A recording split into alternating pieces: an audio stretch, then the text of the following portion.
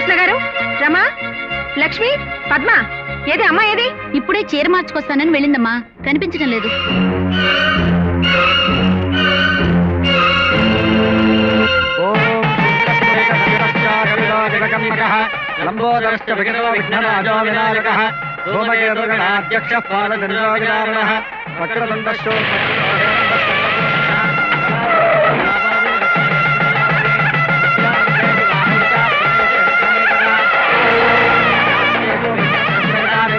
సుముఖాయ నమః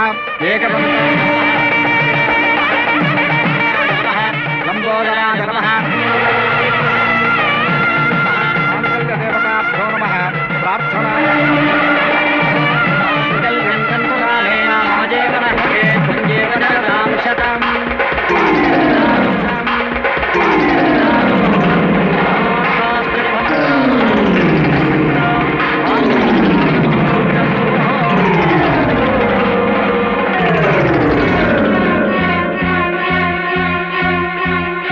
మీ అమ్మ. అమ్మా,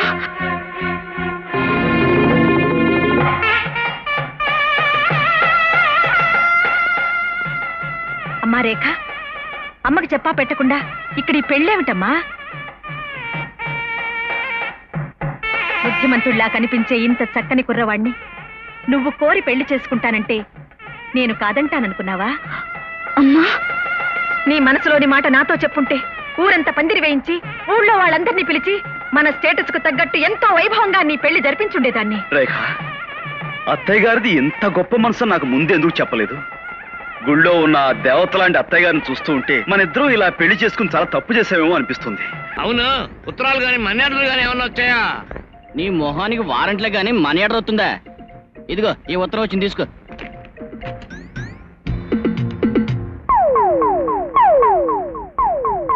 మా గురువు గారు వచ్చేస్తున్నాడు. హలో, ఏమిటి? అమెరికా నుంచి కాలా? 1 మినిట్ తల్లి, 1 మినిట్. అత్తయ్య, అమెరికా నుంచి కాలు. అమెరికా నుంచా? అయితే మా వినాయకరావు అన్నయ్య ఏంటి? అయి ఉండొచ్చు. హలో, ఎవరు?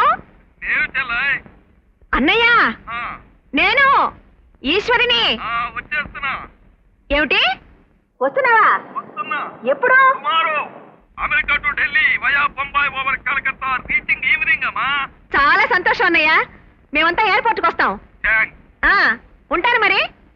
అమ్మా, ఎవరు ఫోను? అదేనమ్మా, మీ మావయ్య అంటే వినాయకరావు మావయ్య ఎన్నో సంవత్సరాల తర్వాత విదేశాల నుంచి తిరిగి వస్తున్నాడు.